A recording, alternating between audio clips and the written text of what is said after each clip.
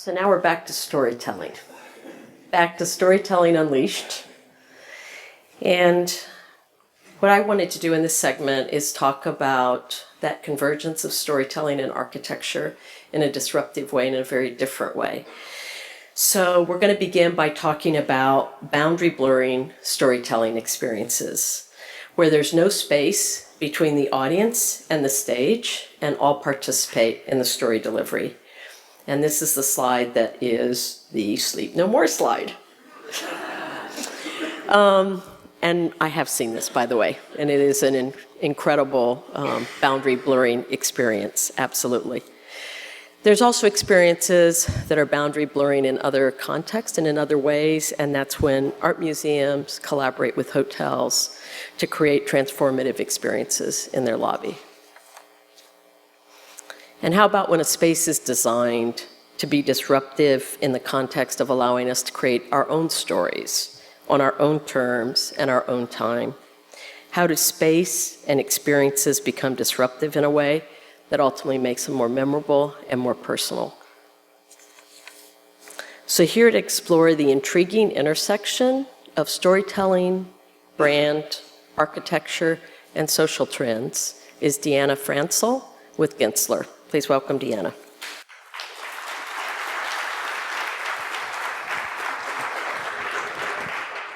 Thank you, Linda. It was interesting, I couldn't help but notice that of the 23 speakers, I'm only one of 2 that are women. And I was like, come on, where are all my ladies? And then, right? But then I noticed a line for the men's restroom. It was like so, and I was okay with it. No, okay, sorry, let me focus here. So I've been asked to really share my point of view around space, and specifically how space is changing and evolving and shaping experiences. And it brings me back to kind of remembering that childhood friend or sibling that's always up to something, that person who would push and prod you to go out of your comfort zone, who's always asking you to climb higher, run faster, try harder. And this really, to me, is the spirit of designing spaces today. And so, you know, what I find is that it must be approached with much curiosity, and that we must challenge everything that we already know, even if it's been wildly successful for years and years and years.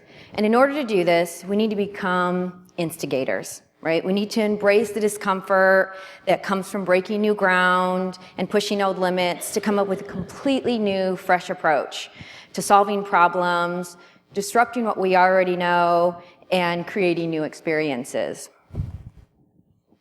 There's something going on that I find fascinating. It's so interesting to me in my my line of work, and that it used to be that spaces that we would create and design and experiences would really shape people.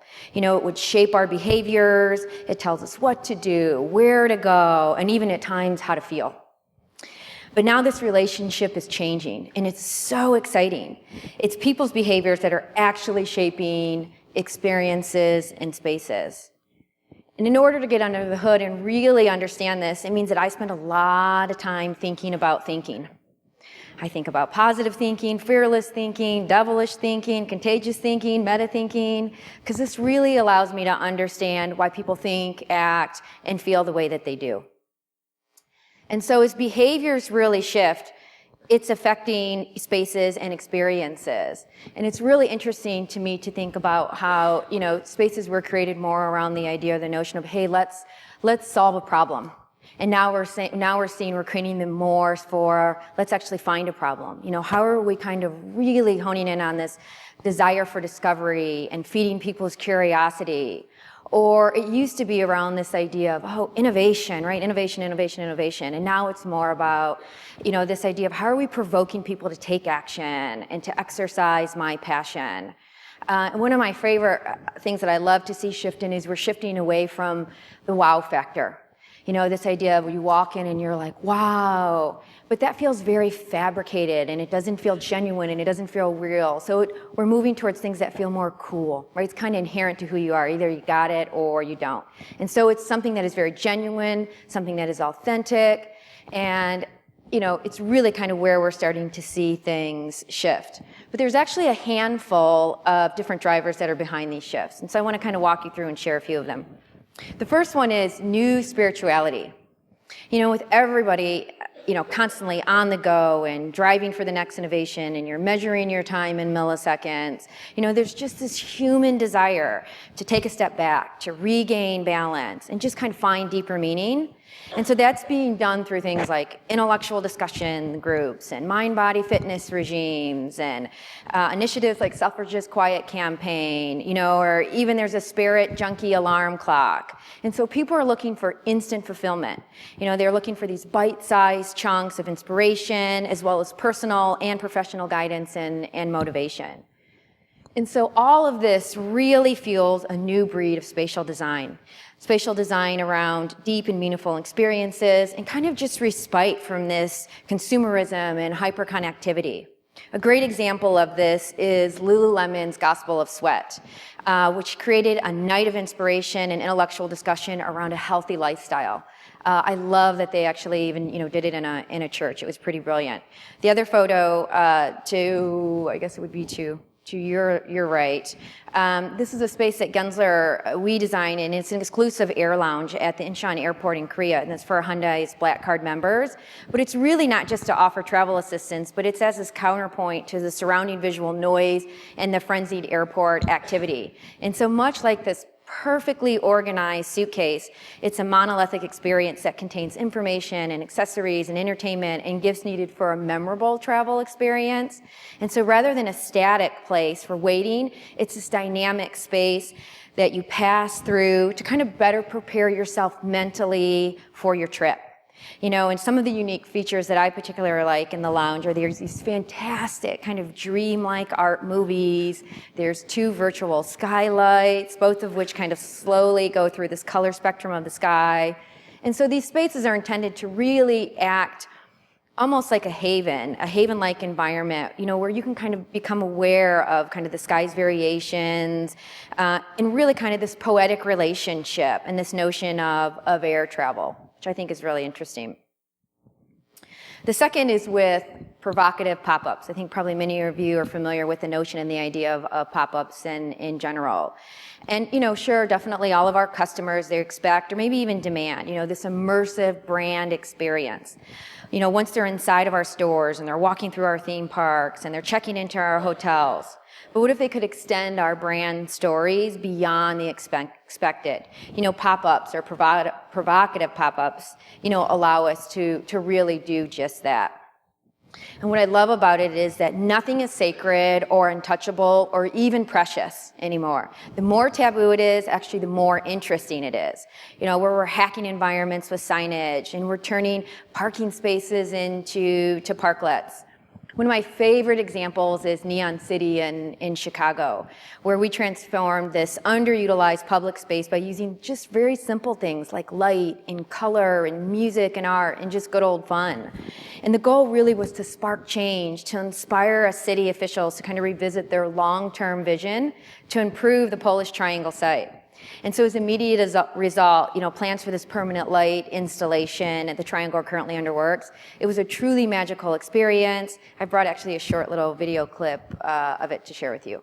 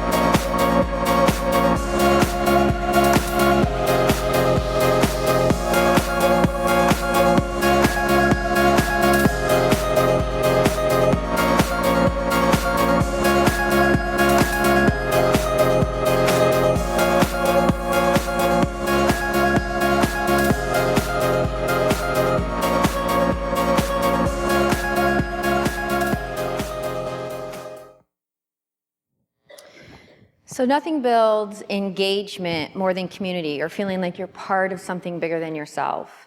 And so we're finding that retailers are really looking for ways to be integral to their communities. We're using a lot less kit of parts, a lot less brand guidelines, but really kind of finding creative ways to use space to engage the local community. A fantastic example of this is actually a confidential banking retail prototype that we designed. And by looking at this, you wouldn't know this was a bank. You wouldn't think this is a bank. In fact, the only banking that's going on in this space is at the very, very back. There are 5 or 6 computer kiosks. And the rest of the remaining 10,000 square feet is for community events. It's for meeting, it's for gathering. And you look at this kind of global banking retailer, and they're literally giving space to the community. Cool space that allows them just to get together as neighbors. And I think this is a great example also of a brand letting go and allowing customers to kind of own that brand and what it actually means to that local marketplace. So Deloitte recently released a digital study where they believe that online is dead. And I actually agree with them. Because when everyone is online all the time, when digital is so pervasive, there's no offline, right? When no one is offline, then the concept of online isn't even necessary. And so operating kind of separate offline and online businesses is likely not only a waste of valuable time, but money and resources and energy. So digital really continues to increasingly impact in-store, at hotel, in stadium, on property, not only behaviors, but sales. MTV has recently introduced MTV Bump. It's actually, I think, brilliant on their part. And what it is basically a platform for user-generated content. So it's videos and animation and art. Users are creating and uploading all of this, and then MTV's airing it. They're broadcasting it on their channel. And the content is so amazing. And so we're actually working with MTV right now to develop and design an MTV hotel concept. And our fantastic challenge, which I think is, gets me really excited in the morning, is to look at this space, which was once seen as offline, right? A physical environment. And how does it become a catalyst? How does it celebrate or showcase or encourage and inspire this user-generated content? What type of digital content can really only be created in a hotel experience? And so the line is not only blurred between offline and online, what we're finding is it's just non-existent. And we're going to try to definitely deliver that in this hotel environment. And so at the heart of this, right, MTV is really just relinquishing their brand to its users. So I have actually an example of just some of the user-generated content that they're broadcasting.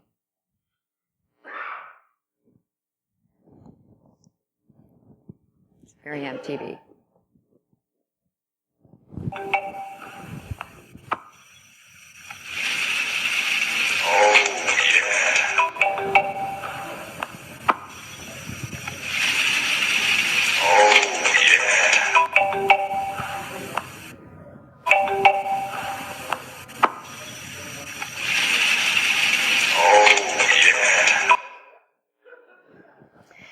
I was actually laughing earlier when Adam had shown the screen with like the art.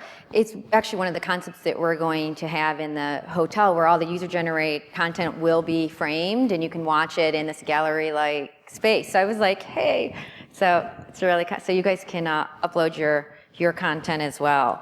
There's this fantastic app. Many of you may already are familiar with it or use it. It's called 1 Second a Day.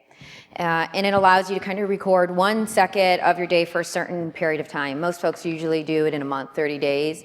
Some do it for a year. Some do it to celebrate certain milestones, right? Buying a new home, having a baby, determining which tattoo to get, and then actually documenting getting it. I'll show you a quick example of it.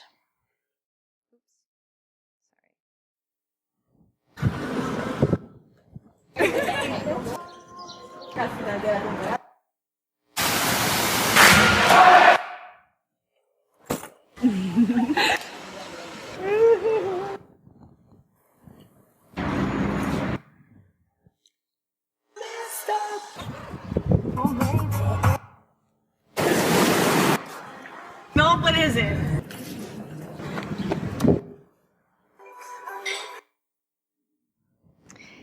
And so I have a 13-year-old niece, and her family went on vacation with me this summer. And she let me know that Facebook is no longer cool, which means I'm no longer cool because I still use it. And that she and her friends really only use Snapchat and Instagram. And so I watched all week as Quinn and her friends created and sent video to each other. And so here's just a quick little funny video that she and I created literally in 3 seconds. I love lamp. Do you really love the lamp, or are you just saying it because you saw it? I love lamp. I love lamp. Somebody bet me $200 I would not show that to you guys.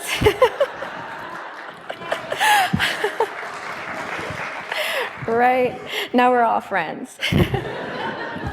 So, well, what's so fascinating to me about this is that, you think about video and, digital tools, they've always been really powerful, right?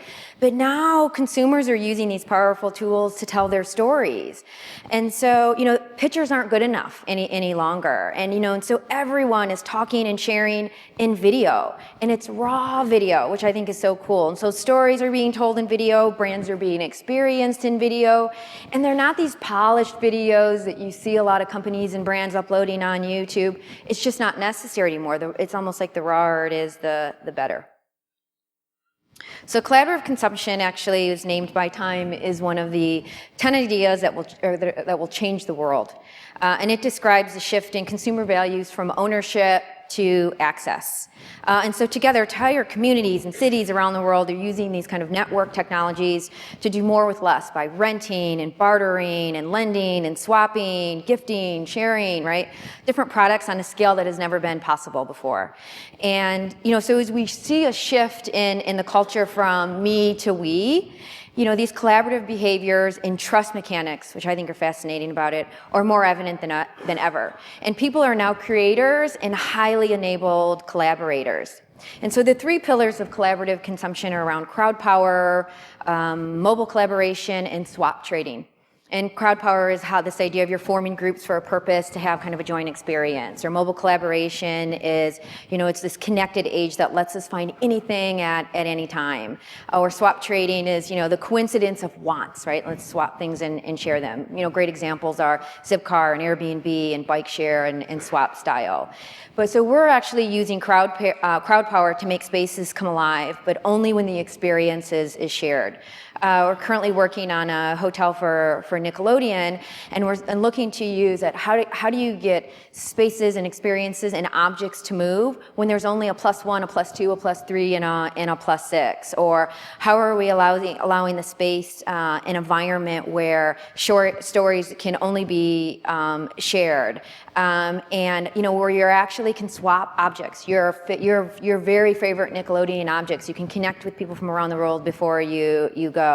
And so we're designing spaces in this new way to kind of make these stories really come alive, where crowd power and mobile collaboration and swap training are more present than ever. So the last one that I want to share with you is around experience redefined. And there's no question that customers are becoming more demanding, right? And it's so important for all of us to develop these highly responsive service processes, right? Where it's rapidly growing. There's this world of social media. Customers are becoming more vocal. They're quick to complain about poor service to thousands, right, of friends and followers. And so this kind of word of mouth has really affected, playing this bigger and bigger roles in brands. And so it's only natural, right, as organizations recognize that they need to not only constantly improve, they're also really looking for ways to reinvent the services that they're delivered because it's important for them to impress. They have this pressure where they really need to impress. My favorite recent example of that is with Uber.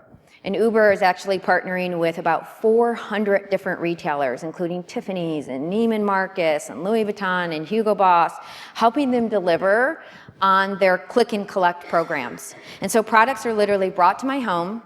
They wait for 15 minutes while I try everything on. Then they take back the unwanted product and they return it. I'm like, wow, that's fantastic. It's like shopping bags. It's fantastic.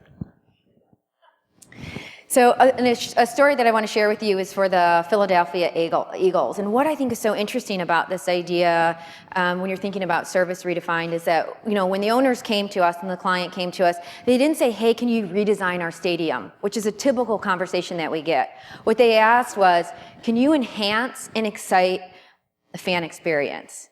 And that gets me so excited that they're starting to ask for those types of things and think about it in that way.